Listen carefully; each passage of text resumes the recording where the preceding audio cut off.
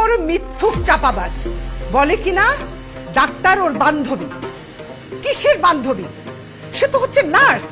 নার্সের দেওয়া ওষুধ খেলে তো মিসক্যারেজ হবেই। আমার নাতির মুখটা পর্যন্ত দেখলাম না।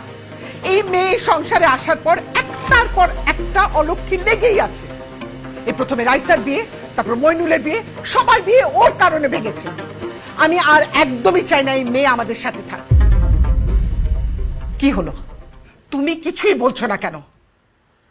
শোনো আবির, তোমার মা আর কিছুতেই তোমার বউকে টলারেট করতে পারছে না। এভাবে কি সংসার চলে?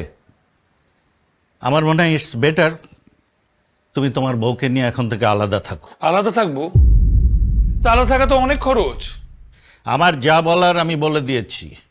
তোমার বউয়ের বেশি কথার কারণে এই সংসারে অনেক সমস্যা হচ্ছে। আমার নাতিটা পর্যন্ত নষ্ট হয়ে গেল। এটা একটা কথা? যাই হোক, তুমি তো আমাদের ডিসিশন শুনলে, এখন তুমি যাও।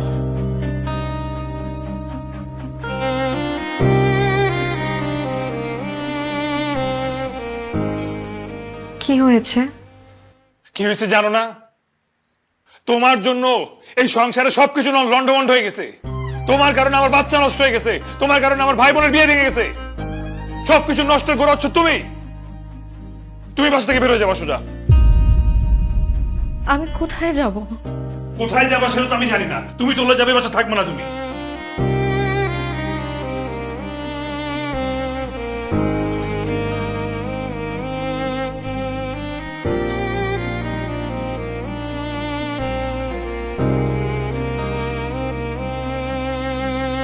আমি যাব না, প্লিজ আমাকে এভাবে তাড়াই দিও চুপ থাকো, একটা কথা বলবো না তুমি।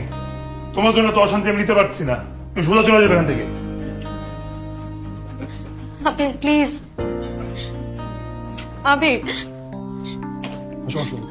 আবির প্লিজ, আবির।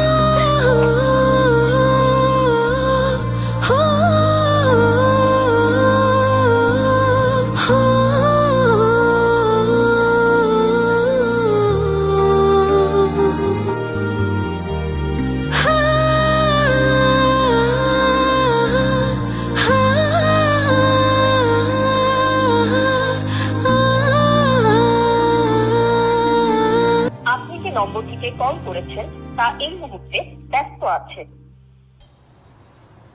কি রে মা,